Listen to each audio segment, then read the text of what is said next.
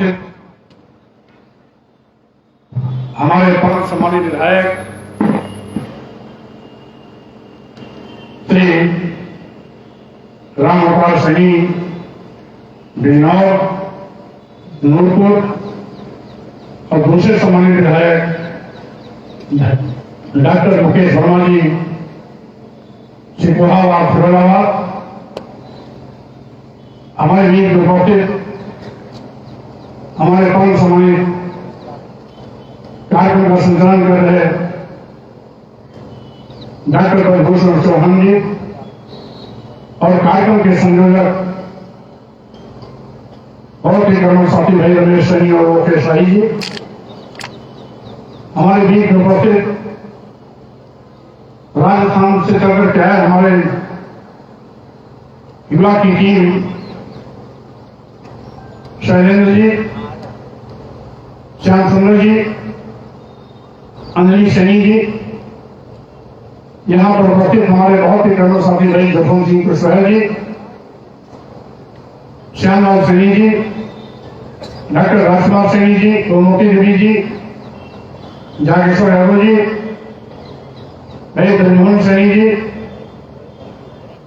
वृंदावन की हमारी दो देवियां और उपस्थित हैं, देवी सिद्धि और देवी सिद्धि जी, साथ ही साथ हमारे बीच उपस्थित हमारे सम्मानित मेघ श्याम सैनी जी, डॉक्टर अशोक सैनी जी, लक्ष्मण सैनी जी, नक्कीलाल सैनी जी, भगवान सिंह राजवाले जी, कन्हैयालाल सैनी जी, सुभाष सैनी जी, निरंजन सैनी जी प्रधान, महेश रफेल जी, प्रीतम सैनी जी, पवन सैनी जी पूर्व प्रधान, मान सिंह कुशवाहा जी, त्रिलोकीनाथ जी, मनोहरलाल सैनी जी, घनश्याम जी, बुद्धिलाल सैनी जी के साथ साथ हमारे सम्मानित साथी आगरा से चल के आए भाई मानव कुशवाहा जी, अमरेश कुशवाहा प्रधान जी, लोकेश कुशवाहा प्रधान जी, श्रीकांत प्रधान जी, सुरेंद्र सिंह प्रधान जी, शिबू बाबा जी, रमेश सैनी, अनिल सैनी जी, ओमपाल सैनी जी, मुकेश सैनी जी, भूरी सिंह सैनी, आप तमाम साथियों के साथ साथ सभी उपस्थित मंच सम्मानित नेता साथियों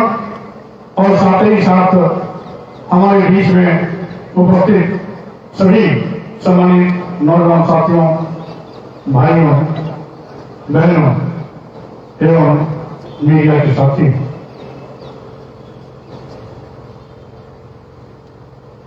काफी समय से आपका कार्यक्रम चल रहा है।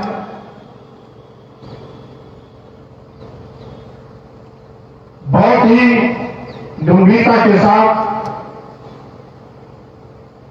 आपकी भावनाओं को हमने सुना भी और समझा भी।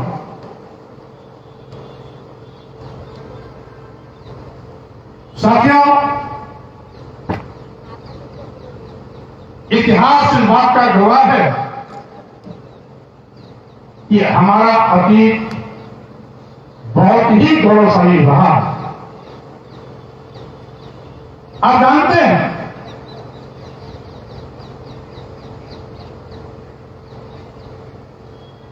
अगर हम अपने इतिहास को गौर करें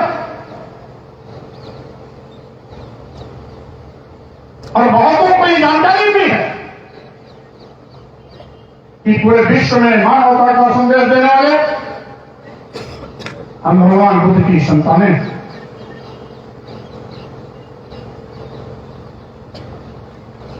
विश्वविद्या सिकंदर के दांत फटे कर उसके सेनापति सेलोकस को बंधाई बनाकर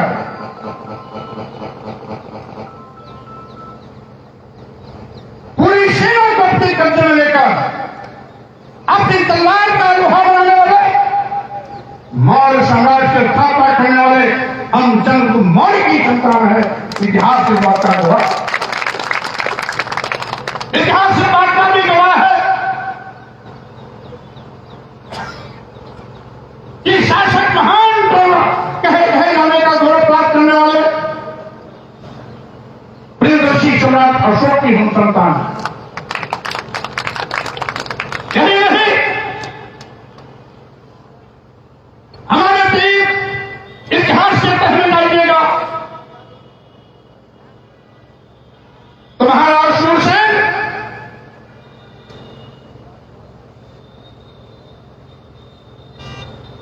हमारे पुरखे हैं। हम सामाजिक परिवर्तन के महानायक जुगला फूले की संतानें हैं, और फिर भी हम आज भी इतना अतीत गौरवशाली इतिहास होने के बाद भी हम गुलाम की जिंदगी जी रहे हैं। इसलिए क्या आप अपने सम्मान साहिबान के साथ समझौता कर लिए? आप अपने अतीत गौरवशाली इतिहास को भूल गए। आप अपने पूर्वजों, पुरखों, महापुरुषों के पत्तियों पर चलने के बजाय दूसरों के बताए रास्ते पर चलने लगे।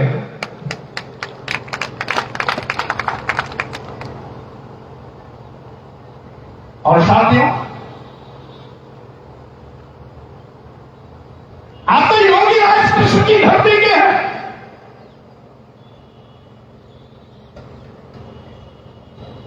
जहां कृष्ण ने यहां की जो भंग, घोषणा, पाखंड का घमंड चूर करने के लिए उन्होंने भी तथाकथित मनवादी व्यवस्था के संस्थापक महाराज इंद्र को भी पराजित करके भूल जगाने का सबक सिखाया था। यही नहीं,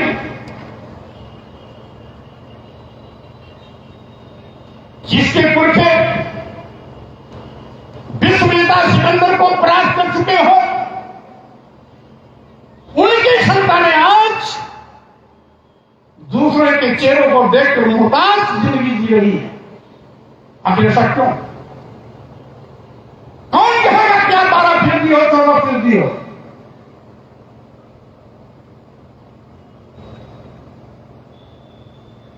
जो समाज संगठित नहीं होता उस समाज की कोई पहचान नहीं होती। आपके 12% कह देने से आपके आंकड़े को कोई स्वीकार नहीं करेगा। और जब आज आपने यहां कार्यक्रम रखा था, इस मैदान में पैर रखने की जगह न मिलती, तभी मान लिया जाता कि आप 12% नहीं, आप 20% आबादी वाले। इसलिए अपनी कमजोरी का आकलन भी करना चाहिए, अपनी तैयारी का भी आकलन करना चाहिए। अभी ढोंग ढकोसले पोगापंथी की बात आए तो आप अपना घर निशावर कर दे, पूरा घर का पैसा खर्च कर दोगे, धर्म के नाम पर दान भी कर दोगे। लेकिन अगर आपको अपने सम्मान, सम्मान, हक, हकूक, अधिकार की बात आती है तो एक नया पैसा भी देना आप पाप समझते हो। ऐसे समाज चलेगा जब तक आप रूढ़वादी परंपराओं पर चलते रहोगे, वैज्ञानिक सोच के साथ खड़े नहीं होगे, तब तक इसी प्रकार से आपको बेचारे की जिंदगी जीनी होगी। लाचार बंदर के ऐसे भिखारी की तरह दूसरों से हक मांगते रहेंगे। सम्मान स्वाभिमान के साथ खड़े होंगे, दूसरे भी आपको सलाम करेंगे। और जब आप खुद किसी के गुलाम बन करके चलोगे तो गुलाम को कभी भी कोई नमस्कार नहीं करता। आपको तय करना है, आप गुलाम बन के रहना चाहते हो या अपने पुरखों की तरह समाज का सरताज बन के रहना चाहते हो, सम्मान सम्मान के साथ जीना चाहते हो, या मुर्दों की जिंदगी जीना चाहते हो, या आपको तय करना। मैं यहां कहना चाहता हूं,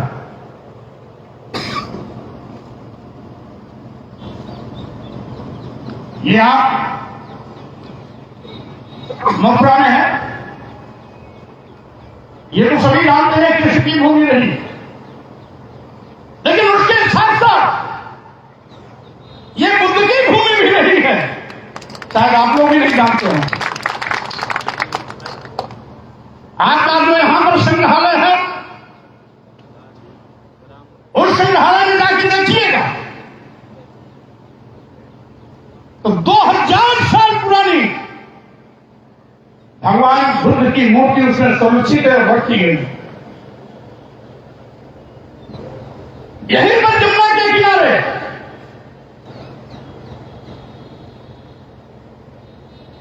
बौद्ध धर्म के आचार्य गुप्त बौद्ध भिक्षुओं को शिक्षा दिया करते थे। वही एक आचार्य गुप्त जिसको सम्राट अशोक ने बौद्ध धर्म स्वीकार करते वक्त उनको वहां पर व्याख्यान देने के लिए आमंत्रित किया। ये वो धरती है, इतिहास इस बात का गवाह है। अयोध्या में खुदाई हुई तो वहां भी भगवान बुद्ध की मूर्तियां, बुद्धकालीन और से मथुरा में भी अति अतीत इतिहास इस बात का गवाह, ये भी बुद्ध की धरती, यहां पर बुद्ध की प्रतिमाएं मिली। यही नहीं, बुद्ध की मूर्ति अफगानिस्तान के तालिबान की पहाड़ियों में मिली, अमेरिका के रांची के पहाड़ियों की खुदाई में भी मिली, सोवियत रूस के पठारों पर भी मिली। भगवान बुद्ध यद्यपि आज से 2500 साल पहले पैदा हुए, लेकिन उन्होंने जो विश्व को मानव कल्याण का पाठ पढ़ाया, जात पात छुआछूत ऊंच नीच भेदभाव और पाखंड को ध्वस्त करके क्षमतामूलक समाज के स्थापना की बात कही। साथ ही साथ साथियों में यह भी कहना चाहता हूं, जो इतिहास का प्रमाण है आप उसको नहीं मानोगे, और जिसका कहीं कोई प्रमाण नहीं है उसको आप सब माथे रखोगे, कैसे आपका भला होगा। अभी अयोध्या के बाद माननीय सर्वोच्च न्यायालय ने जब रामलला मंदिर के पक्ष में फैसला सुनाया तो उसका भी आधार लिया और अपने फैसले में लिखा, क्योंकि अयोध्या साकेत, जिसका परिणाम साकेत है, यह बुद्ध की नगरी नहीं है, बौद्ध स्थली नहीं है, इसलिए राम की जन्मभूमि हो सकती है। अतः राम जन्मभूमि के नाम पर जमीन दी जाती है। उन्होंने भी उसका आधार भगवान बुद्ध का दिया, बुद्धकालीन और श्रेष्ठ इतिहास का दिया, बुद्ध नगरी होने का आधार मान करके अपना निर्णय दिया।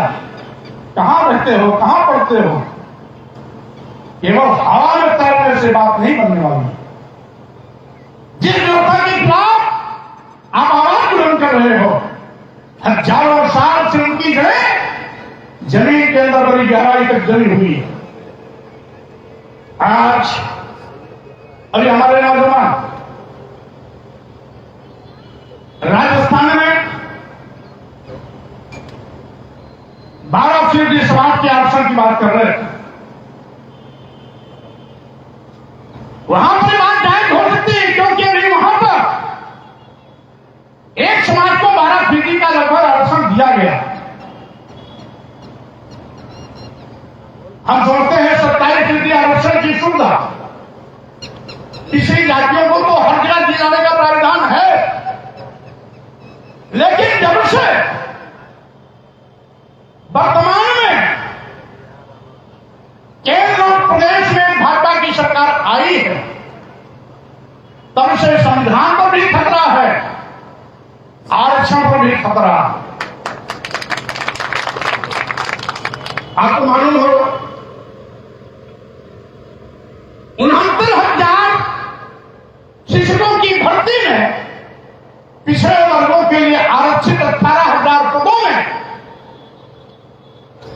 मात्र 6,000 पिछड़े वर्गों की नियुक्ति पत्र मिली, शेष 12,000 पदों पर सामान्य वर्ग के लोगों को नियुक्ति पत्र दे दिया। जबकि सामान्य वर्ग के लिए जो अति गरीब हैं उनके लिए 10% आरक्षण की अलग व्यवस्था है। उसमें पिछड़े वर्ग के लोग क्यों आंदोलन नहीं किए? 1 हफ्ते सारे मीडिया 12 दिन तक लगातार इस मेरी आवाज को मीडिया तंत्र ने उठाया। अगर वो गुस्सा आपका सड़क पर आ गया होता तो शायद उत्तर प्रदेश से आरक्षण को अर्जन की तरह निकलने वाली भाजपा सरकार की उसी दिन विदाई हो गई होती, आज रोना नहीं होता। लेकिन आप लोग तो धर्म के नाम पर दीवाने थे ना, और जो धर्म के नाम पर दीवाने थे वो लोग ये धर्म की आड़ में अपना उल्लू सीधा करते हैं। वही नहीं, अनुसूचित जात के लिए भी 12% आरक्षण था। उसमें 12% में भी लगभग 4,000 पदों पर सामान्य वर्ग के लोगों को फर्जी शेड्यूल कास्ट का सर्टिफिकेट बना करके नियुक्ति पत्र दे दिया। लेकिन किसी भी दलित और किसी भी पिछड़े ने सड़क पर निकल के आवाज उठाने की हिम्मत नहीं पड़ी। अगर पड़ी होती तो मैंने तो सरकार को बैकफुट पे लाके खड़ा कर नहीं दिया था। विधानसभा के चुनाव में भाजपा के लोग सिर के बल खड़े होकर के भी अपनी वापसी नहीं कर सकते थे, ये मैं दावे के साथ कह देना चाहता हूं। आज बिना विज्ञापन निकाले, बिना विज्ञापन निकाले पूरे उत्तर प्रदेश में एक लाइन का प्रस्ताव है कि जिसका मैंने विरोध किया, कैबिनेट की बैठक में विरोध किया कि उत्तर प्रदेश के सभी मेडिकल विश्वविद्यालयों मेडिकल कॉलेजों में बड़े पैमाने पर professor, reader, associate professor, assistant professor के पद रिक्त हैं। इसलिए इन पदों को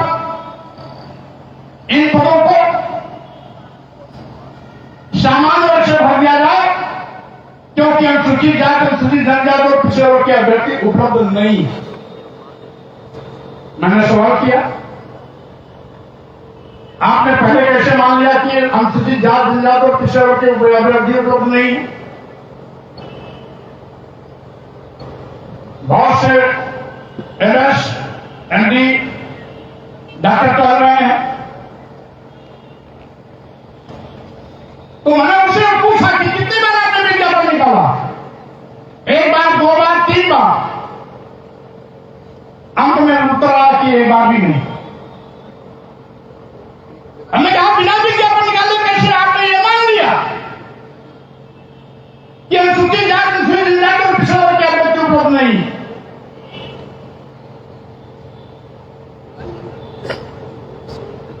मेरे गुस्से में देखते हुए मुख्यमंत्री ने करीब डाटा,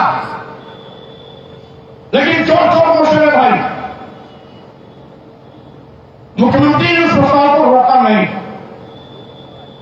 मैंने ठान लिया तुम अगर पिछड़े और दलित समाज के दुश्मन हो तो तुम्हारा सिर बदलने के लिए स्वामी प्रसाद मौर्य तुम्हारी सरकार को लाभ करता है। और साथियों, जो हुआ पूरे देश ने देखा, हम उसकी पुनरावृत्ति नहीं करना चाहते। इसलिए अंधे के आगे रोना, अपना दीदा खोना। जो पहले से मान बैठा है कि हम आपको आरक्षण का लाभ नहीं लेने देंगे, उससे मांगोगे भी तो उनके कान पर जू रहने वाली नहीं है। हाँ, ये सही है कि चूंकि माननीय गहलोत साहब राजस्थान में मुख्यमंत्री हैं,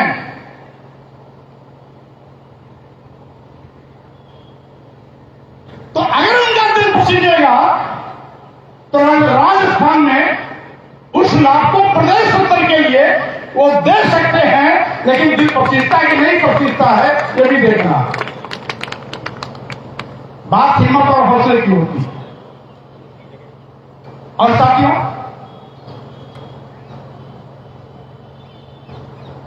रही बात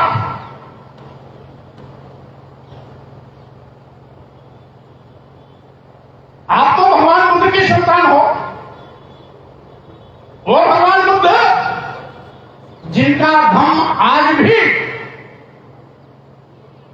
उन विश्व के 49 देशों में चलता है।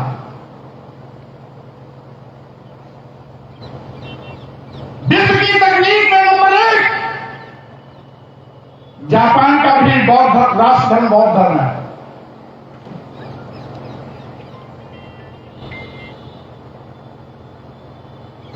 यही नहीं, चीन के साथ साथ तमाम 50 ऐसे देश हैं जो भगवान बुद्ध के रास्ते पर चलते हैं। और जहां भगवान बुद्ध पैदा हुए, जहां भगवान बुद्ध अपना पहला संदेश दिए, जहां भगवान बुद्ध निर्वाण प्राप्त किए, जहां भगवान बुद्ध जगह जगह रह करके मानवता कल्याण के लिए, जात पात छुआछूत ऊंच नीच को खत्म करने के लिए भ्रमण कर घूमते रहे, आह्वान करते रहे, उस देश में भगवान बुद्ध गए। आखिर क्यों? जब पूरी दुनिया भगवान बुद्ध को मानती है, उसी भगवान बुद्ध के विचारों पर चलने के सामाजिक परिवर्तन के महानायक डॉक्टर फूले ने काम किया। स्वामी नारायण गुरु बाबा साहब डॉक्टर अम्बेडकर ने काम किया, मानव कांशीराम ने काम किया।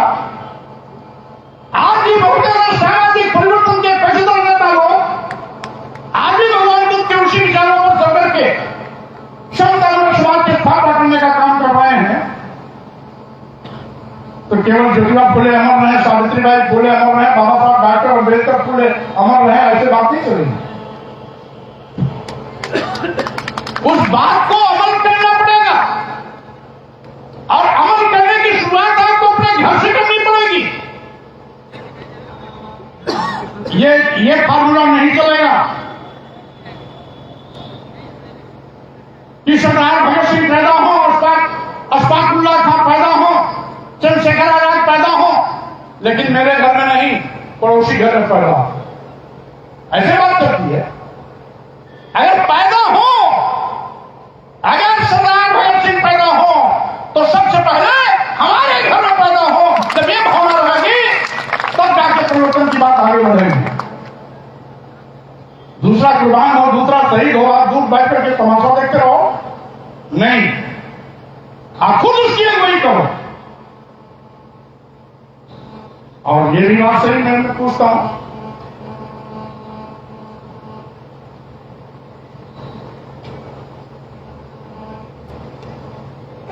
सम्मान किसको चाहिए?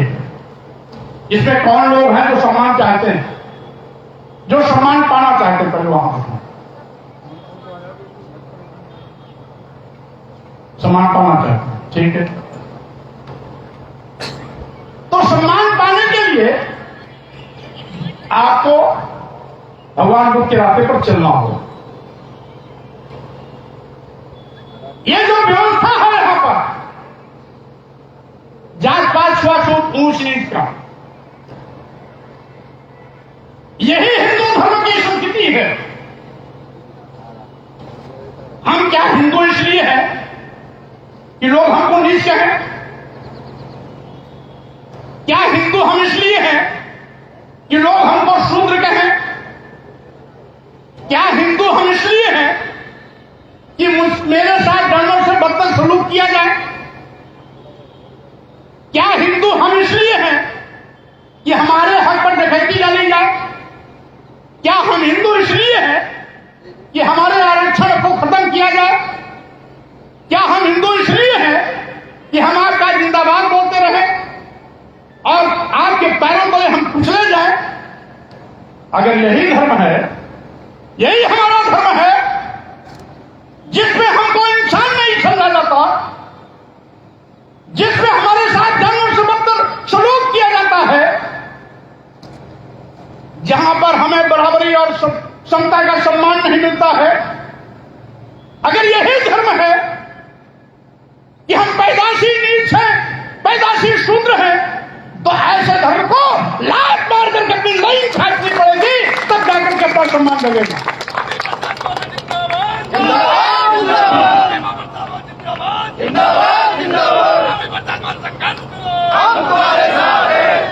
आप ये भी जानते हैं, एक तो ज्योतिबा फुले जी, सावित्रीबाई फुले की देन है कि सबसे पहले गुलाम भारत में सबको शिक्षा मिलने के आवाज को ज्योतिबा फुले जी ने उठाई और ज्योतिबा फुले जी की इसी आवाज को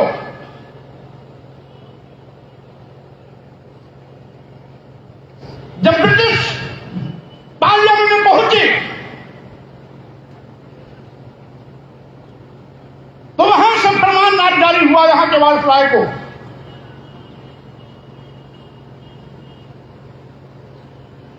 कि भारत देश के हिंदू धर्म के जो चातुर्वर्ण में चौथे पायदान का वर्ण है शूद्र, जिसको पढ़ने लिखने का अधिकार नहीं है, उसको भी स्कूल जाने का राइट मिलना चाहिए। तो सबसे पहले स्कूल जाने का अधिकार अंग्रेजी हुकूमत ने अंग्रेजों ने दिया था 1885।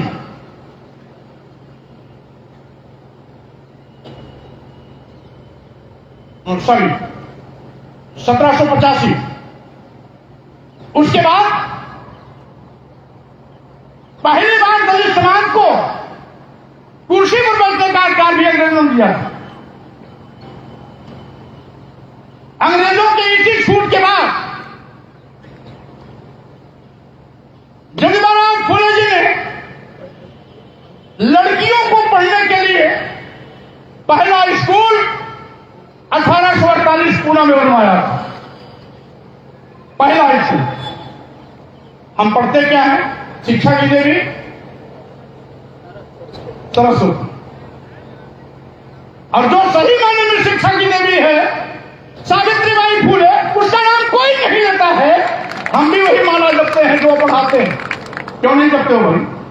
अगर आप जानते हो कि पहला लड़कियों के लिए स्कूल सावित्रीबाई फुले ने खोला, तो शिक्षा की देवी तो सावित्रीबाई फुले हो गई। कहां से आ गई दूसरी देवी? शिक्षा की बात सबसे पहले ज्योतिबा फुले ने किया। और जब ज्योतिबा फुले जी के पश्चिमों पर चलते हुए बाबा साहब डॉक्टर अम्बेडकर ने सामाजिक परिवर्तन का आंदोलन छेड़ा,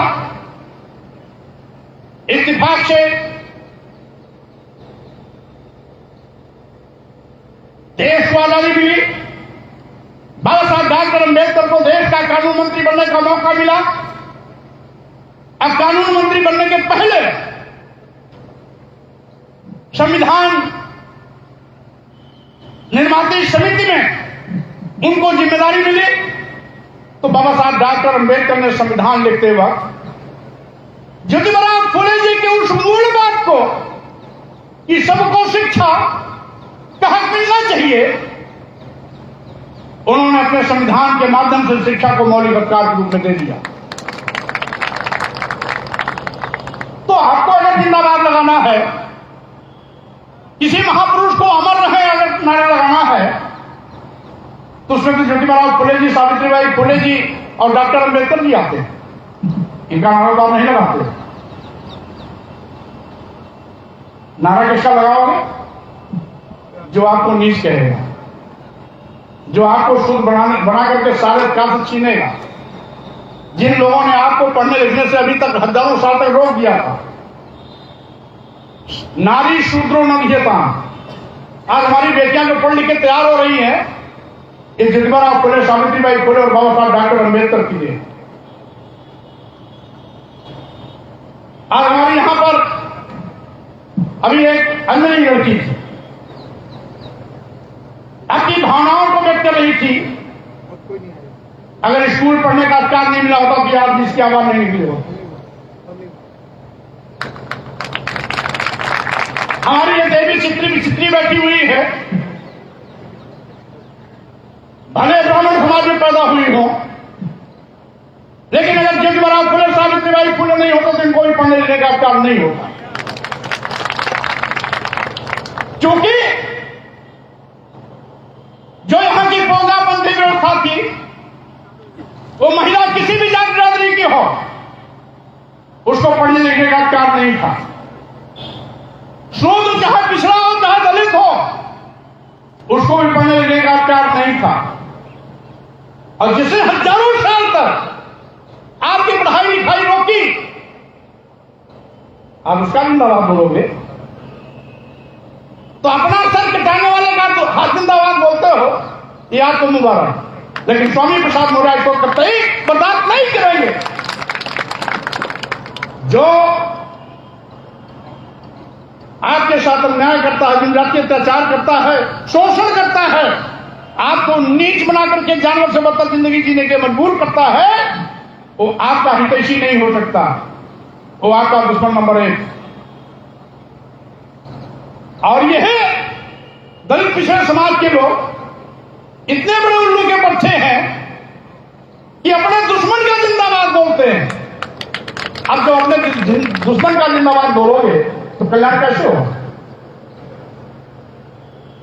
आईएएस बनने के लिए या किसी भी कंपटीशन में जाने के लिए, doctor, engineer, professor, IAS, IPS, वैज्ञानिक, किसी पद पर जाने के लिए हमारे बच्चे रात दिन कड़ी मेहनत करते हैं इस सपने को लेकर कि हमारा बेटा डॉक्टर बनेगा, इंजीनियर बनेगा, एडवोकेट बनेगा, प्रोफेसर बनेगा, बड़ा ओहदेदार बनेगा, आईपीएस और आईएएस बनेगा, वैज्ञानिक बन के जाएगा।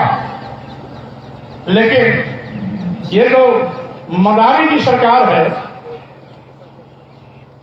हमारे दिल्ली में जो कर चल रही केंद्र की सरकार, अब तो आईएएस बिना लिखित परीक्षा के बना रहे हैं।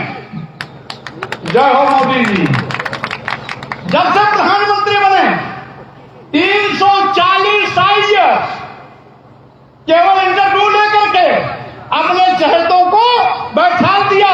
एक भी दलित नहीं, एक भी पिछड़ा नहीं। मैं कहना चाहता हूं, दलित और पिछड़े समाज के लोग जो भारतीय जनता पार्टी में बड़े बड़े ओहदे लेकर के तलवा चाट रहे हैं, गुलामी कर रहे हैं, अपने समाज को गुलाम बनाने की कोशिश कर रहे हैं, वो क्यों नहीं आवाज उठाते हैं?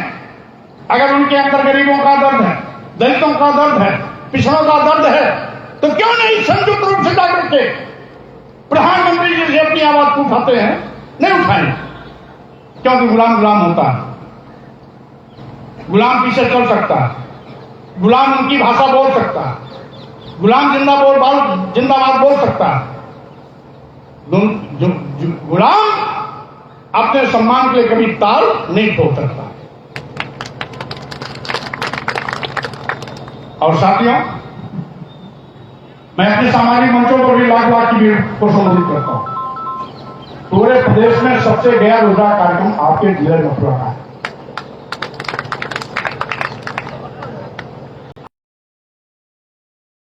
आपको मैं छोटे सा उदाहरण दूं, जिसमें मैं बीएसपी छोड़ा था। इसलिए छोड़ा था कि उसमें हमारे नेता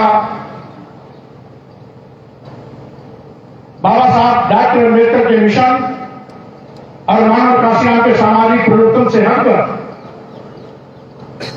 कहीं न कहीं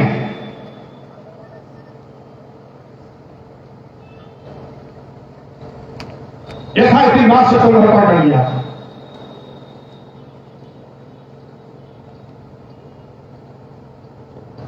और वो बात मुझे इतनी खरी कि मैं उस समय भी नेता मोदी कैबिनेट मंत्री का दर्जा था, पार्टी का राष्ट्रीय महासचिव था। उस समय मैंने उस पद को छोड़ते हुए उनको चुनौती दिया था और मेरी चुनौती का परिणाम था कि मैंने कहा था अगर 20 का आंकड़ा नहीं पार होगा मात्र 19 विधायक जीते थे। और आज मेरे छोड़ने के बाद उनका नतीजा क्या है? आज जो 4 बार मुख्यमंत्री रही हो उसकी पार्टी का मात्र विधायक संख्या 1 है। मैं तो भारतीय जनता पार्टी की सरकार को भी निकल गया था अगर हमारे लोग खड़े हो गए होते तो इनका शिक्षु प्रताप कर दिया होता। ये कितने बड़े तीरंदाज हैं मैं जानता हूं। मैं अकेले इनकी छूट हिला दिया था, लेकिन ये समाज अगर खड़ा हो गया होता तो यहां की गद्दी साफ कर देता और आने वाले समय में दिल्ली की गद्दी साफ कर देता। और उसमें जब मैं जिक्र इसलिए किया कि जब बीएसपी छोड़ा तो मैंने एक रैली की रामाबाई अम्बेडकर मैदान में। वो रामाबाई अम्बेडकर मैदान जिस मैदान को केवल बीएसपी भरती थी, उसके अलावा किसी पार्टी ने आज तक उस मैदान को भर नहीं पाई। मैंने चुनौती दिया तो मैंने कहा मैं ही उस रामाबाई अम्बेडकर मैदान में रैली करूंगा। और उसमें कोई राजनीतिक मंच नहीं था, केवल मेरी अपील पर। मैं कोई पार्टी में नहीं ज्वाइन किया था, किसी सामाजिक राजनीतिक मंच को भी नहीं दिया था।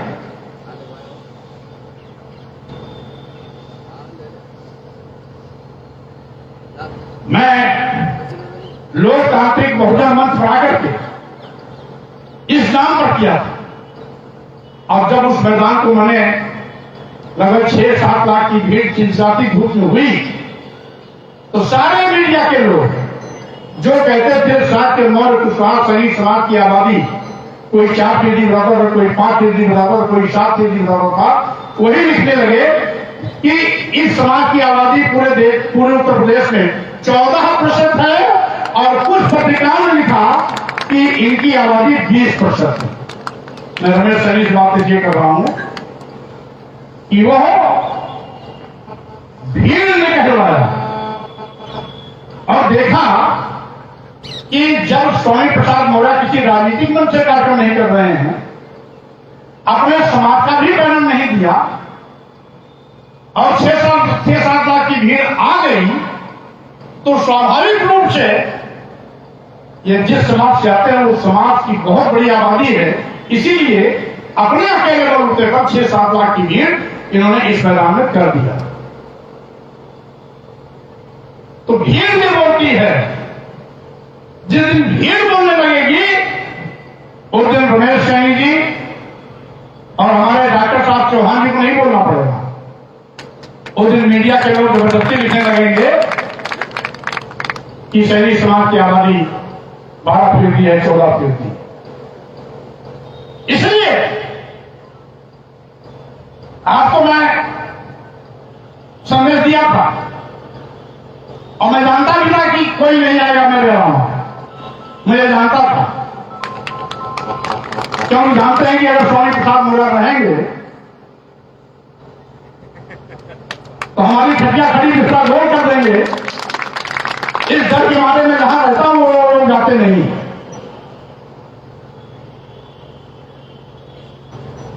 हाँ, इतना जरूर है कि 2 महान भाव का संदेश मेरे पास आया।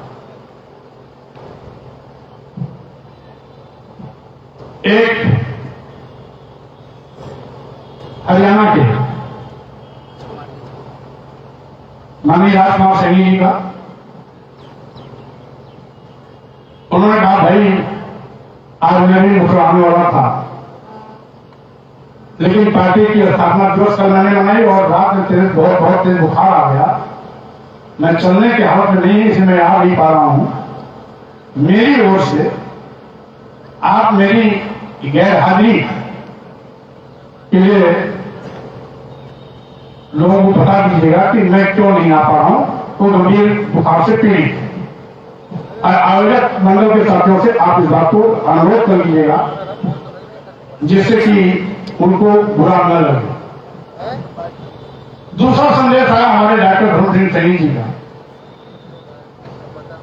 वो 1.5 महीने से बेड रेस्ट पर हैं। उनके बैकबोन स्लिप क्या बोलते हैं उसको, तो वही है, डॉक्टर साहब भाषा बोल जाते होंगे। तो डॉक्टर ने उनको सलाह दिया कि आप कम से कम 2 महीना बेड रेस्ट करिए, अन्यथा ऑपरेशन करना पड़ेगा। और जिसको आप चाहते थे कि वो आएंगे, उनको मैं जानता था वो नहीं जाएंगे, क्योंकि स्वामी प्रसाद मौर्य के जाने की भी चर्चा है। तो इसलिए साथियों कुछ चीजें बड़ी खुली करनी पड़ती है। आज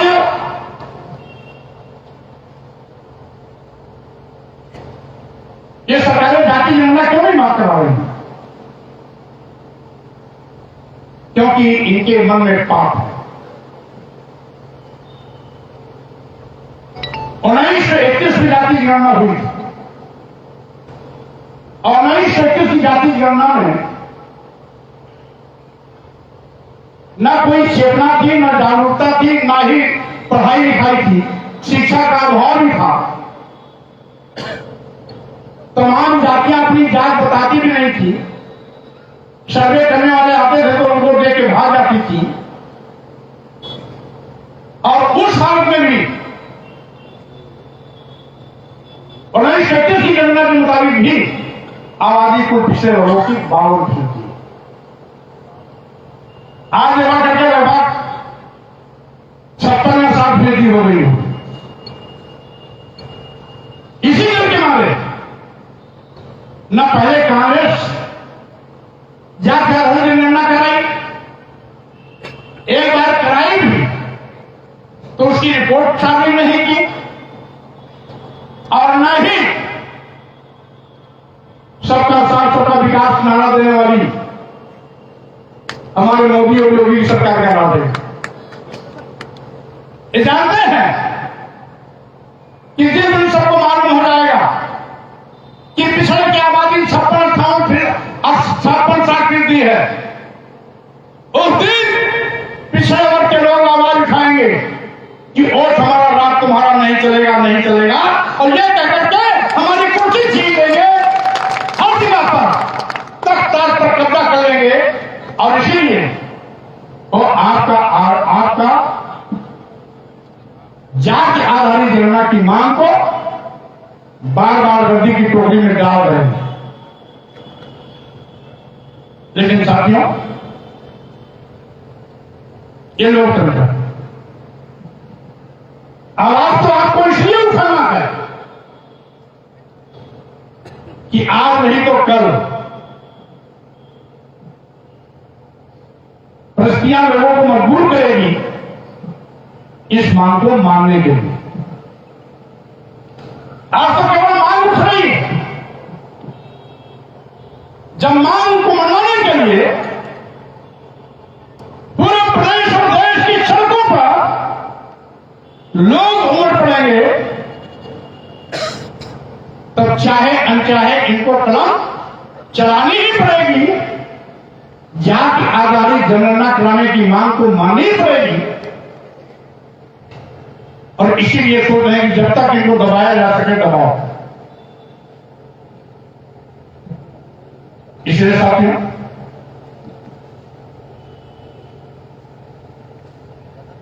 यह है गोरख धंधा करने वालों की सरकार, 420 की सरकार,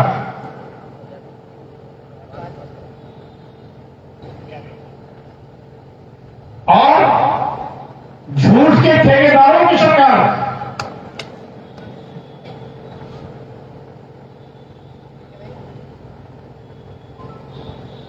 और इसीलिए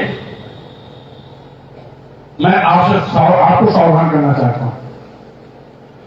सामाजिक मंच किसी को विधायक, सांसद, मुख्यमंत्री, प्रधानमंत्री तो नहीं बना सकते, लेकिन सामाजिक मंच, सामाजिक चेतना, जागरूकता, शिक्षा के प्रसार के माध्यम से उनको चैतन्य और जागरूक कर सकते हैं कि वो एमएलए, एमपी, मुख्यमंत्री, प्रधानमंत्री बनने की दौड़ में अगली कतार में खड़े होने लायक बन सकते हैं। सामाजिक संस्थाएं सामाजिक चेतना के लिए होती है, कुरीतियों को दूर करने का संदेश देने की होती है। सामाजिक संस्थाएं समाज के सम्मान, स्वाभिमान की बात करने की होती है। सामाजिक संस्थाएं बच्चों को पढ़ाने लिखाने के लिए, प्रेरित करने के लिए होती है। हमें खुशी है कि हमारे मथुरा के समाज के लोगों ने यहां पर सामाजिक परिवर्तन के महान क्रांतिकारी और महान नायक ज्योतिबा फुले जी शिक्षा मंदिर भवन का शिलान्यास भी आज यहां पर करने जा रहे हैं।